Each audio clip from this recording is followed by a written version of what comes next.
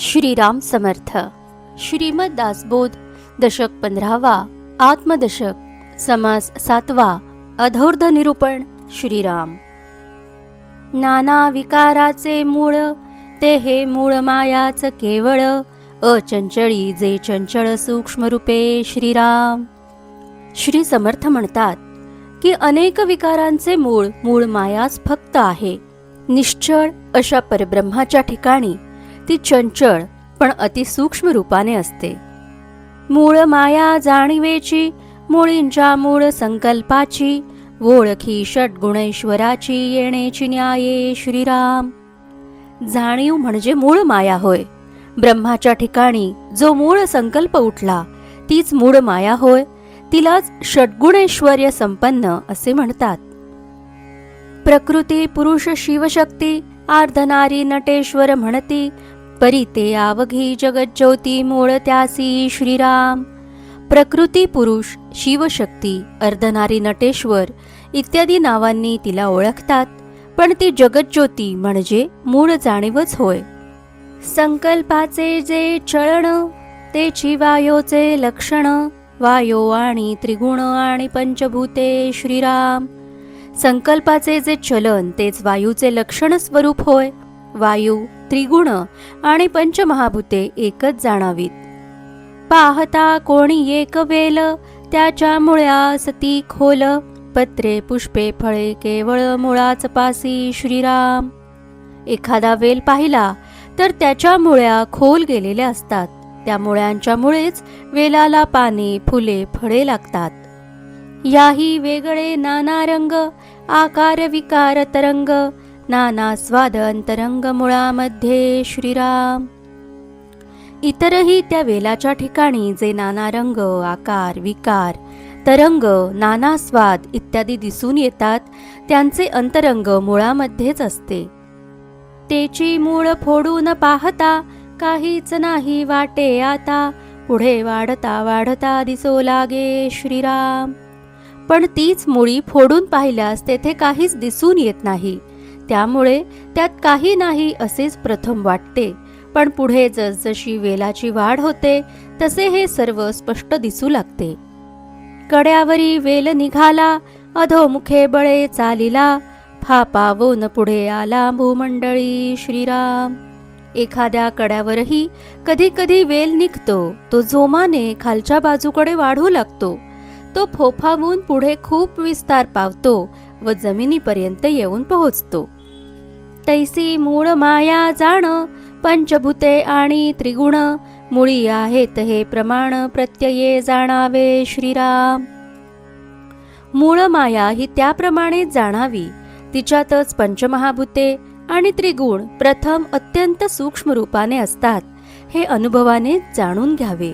अखंड वेल पुढे वाढला, नाना विकारी शोभला, विकारांचा विकार झाला संभाव्य. श्रीराम. असा हा वेल पुढे अखंड वाढू लागला. तो नाना विकारांनी शोभू लागला. त्या विकारांतून आणखी असंभाव्य विकार उत्पन्न झाले. नाना फडगरे फुटली, नाना जुंबाडे वाढली, अनंत अग्रे चालिली सृष्टीमध्ये. श्रीराम. त्याला अनेक शाखा फुटल्या, अनेक समुदाय वाढले आणि सृष्टीमध्ये त्याची अनंत अग्रे पसरत चालली. कित्येक फळे ती पडती, सवेची आणिक निगती, ऐसी होती आणि जाती सर्व काळ. श्रीराम.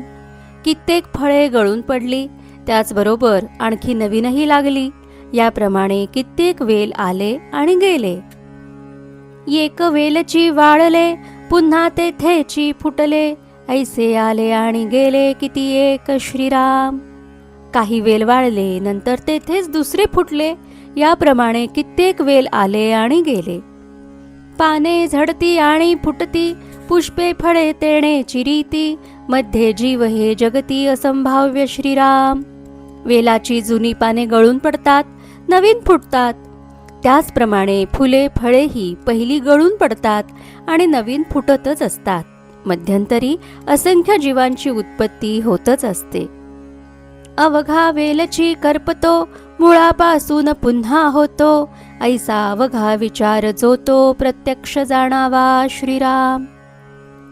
कधी कधी संपूर्ण वेलच करपून जातो, पण परत मुळापासून पुन्हा उगवतो. याप्रमाणे विचार करून व प्रत्यक्ष अनुभवाने सर्व जाणून घ्यावे. मूळ खाणवून काढिले, प्रत्यये ज्ञाने निर्मूळ केले, तरी मग वाढणेची राहिले सकळ काही. श्रीराम. वासनामय मूळ खणून काढले, स्वस्वरूपानुभवाने निर्मूलन केले, म्हणजे मूळच नष्ट झाले की मग वेलाची वाढच संपूर्ण बंद पडते. मुळी बीज सेवटी बीज, मध्ये जळरूप बीज, ऐसा हा स्वभाव सहज विस्तारला. श्रीराम. सगळ्यांच्या आधी मुळात बीज असते, शेवटीही बीजच राहते. मध्ये जळरूपाने नानापत्री, पुष्पे, फळे आणि रूपानेही बीजच विस्तारलेले असते. या प्रकारे त्या बीजाचाच हा सर्व स्वाभाविक सहज विस्तार असतो. मुळामधील ज्या गोष्टी सांगत आहे बीजसृष्टी, जेथील अंश तेथे कष्टी न होता जातो. श्रीराम. मुळात काय आहे हेच बीजापासून झालेली पाने, फळे इत्यादी बीजांमध्ये दिसत नसूनही प्रगट करीत असतात. काहीही कष्ट न पडता जिथला जो अंश असतो तेथे तो व्यवस्थितपणे जातो. जातो येतो पुन्हा जातो, ऐसा प्रत्यावृत्ती करीतो, परंतु आत्मज्ञानी जो तो अन्यथा न घडे. श्रीराम.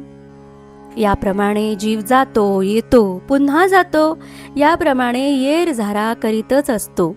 परंतु जो आत्मज्ञानी असतो तो मात्र जन्म मृत्यू असणारा असा होत नाही. न घडे ऐसे जरी म्हणावे, तरी काही तरी लागे जाणावे, अंतरीच परी ठावे सकळांच कैचे. श्रीराम.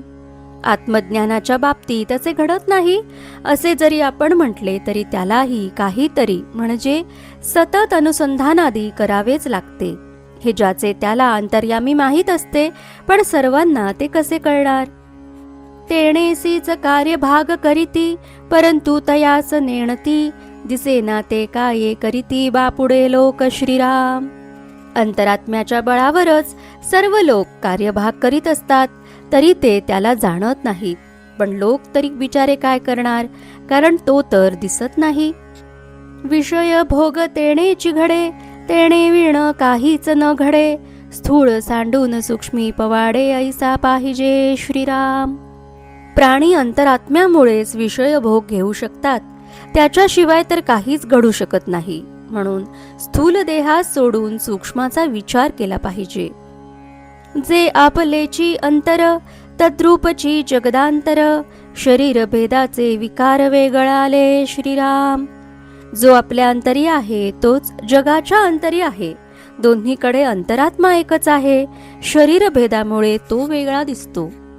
आंघोळीची आंघोळीस वेदना, एकीची एकी सकळेना, हात पाये अवेवनाना येणेची न्याये. श्रीराम.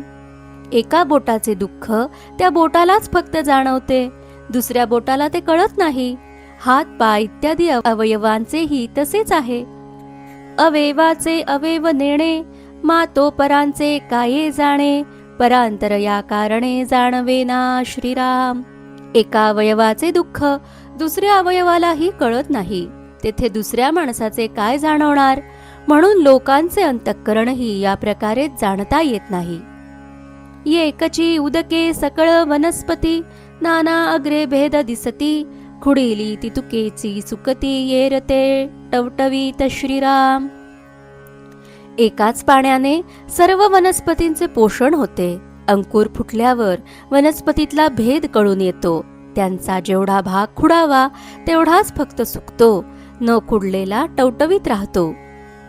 येणेची न्याये भेद झाला, कळेना एकाचे एकाला, जाणपणे आत्मयाला भेद नाही. श्रीराम. या न्यायानेच वस्तूत भेद उत्पन्न झाला. एकाचे दुसऱ्याला कळत नाही, पण जाणीव रूपाने आत्म्यामध्ये अंतरात्म्यामध्ये भेद नाही. आत्मत्वी भेद दिसे, देह प्रकृती करिता भासे, तरी जाणतची असे बहुतेक. श्रीराम. आत्म्याच्या ठिकाणी जो भेद दिसतो तो देहाच्या प्रकृतीमुळे दिसतो. प्रत्येकाच्या ठायी दिसणारा वेगळेपणा हा देह स्वभावामुळेच होय, हे बहुतेकांना माहीत असते. देखोन ऐकोन जाणती, शहाणे अंतर परीक्षिती, धूर्त ते अवघेच समजती गुप्त रूपे श्रीराम. बहुतेक लोक पाहून आणि ऐकून जाणतात, पण शहाणे असतात ते अंतरंगाची परीक्षा करून जाणतात. धूर्त लोक सर्वच जाणतात, पण गुप्त रूपाने म्हणजे उघड बोलून दाखवत नाहीत. जो बहुतांचे पाळण करी तो बहुतांचे अंतर विवरी. धूर्तपणे ठाऊके करी सकळ काही श्रीराम. जो अनेकांचे पालन करतो, अनेकांचे अंतरंग तपासून पाहतो, त्याला धूर्तपणामुळे सगळे काही ठाऊक होते. आधी मनोगत पाहती मग विश्वास धरिती. प्राणी मात्र येणे रीती वर्तत आहे श्रीराम. लोक दुसऱ्याचे मनोगत आधी जाणून घेतात आणि मग त्याच्यावर विश्वास ठेवतात. सर्व प्राणी मात्र या पद्धतीने वागत असतात. स्मरणामागे विस्मरण रोकडी प्रचित प्रमाण. आपले ठेवणे आपण चुकत आहे श्रीराम. स्मरणानंतर विस्मरण होतच असते, याची रोकडी प्रचिती सर्वांना येत असते. त्यामुळे आपलीच वस्तू आपल्याला आठवत नाही. आपलेच आपणा स्मरेना बोलिले ते आठवेना. उठती अनंत कल्पना ठाऊक्या कैच्या श्रीराम. आपलीच वस्तू आपल्याला आठवत नाही, आपण काय बोललो तेही आठवत नाही. त्यामुळे मनात अनंत कल्पना उठत असतात, पण त्या कशा लक्षात राहणार. ऐसे हे चंचळ चक्र काही नीट काही वक्र. झाला रंक अथवा शक्र तरी स्मरणा स्मरणे श्रीराम. असे हे स्मरण विस्मरणाचे चक्र सारखे सुरू असते. त्यात काही सरळ असते, काही वाकडे असते. रंक असो वा इंद्र असो, कुणालाही स्मरण विस्मरण हे होतच असते. स्मरण म्हणजे देव, विस्मरण म्हणजे दानव. स्मरण विस्मरणे मानव वर्तती आता श्रीराम. स्मरण म्हणजे देव, तर दानव हे विस्मरण रूप आहेत. मानवात हे दोन्ही प्रकार असतात, म्हणजे कधी स्मरण तर कधी विस्मरण असा प्रकार त्यांच्या जीवनात दिसून येतो. म्हणोनी देवी आणि दानवी संपत्ती द्विधा जाणावी. प्रचित मानसी आणावी विवेके सहित श्रीराम. म्हणूनच मानवी संपत्ती ही दोन प्रकारची असते, दैवी प्रकृतीची अथवा दानवी स्वरूपाची.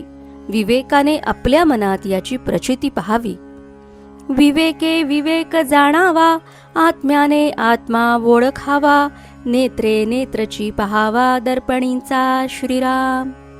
विवेकाने सारासार विवेक जाणावा, अंतरात्म्याने आत्मा ओळखावा. आपल्या डोळ्यांनीच आरशातील डोळा पहावा. स्थूळे स्थूळ खाजवावे, सूक्ष्मे सूक्ष्म समजावे. खुणेने खुणेसी बाणावे, अंतर्यामी श्रीराम. स्थूलाने स्थूल खाजवावे, सूक्ष्माने सूक्ष्म जाणून घ्यावे. खुणेनेच अंतर्यामी खूण बाणून घ्यावी. विचारे जाणावा विचार, अंतरे जाणावे अंतर. अंतरे जाणावे परांतर होऊन या श्रीराम. विचाराने दुसऱ्याच्या मनातील विचार जाणावा.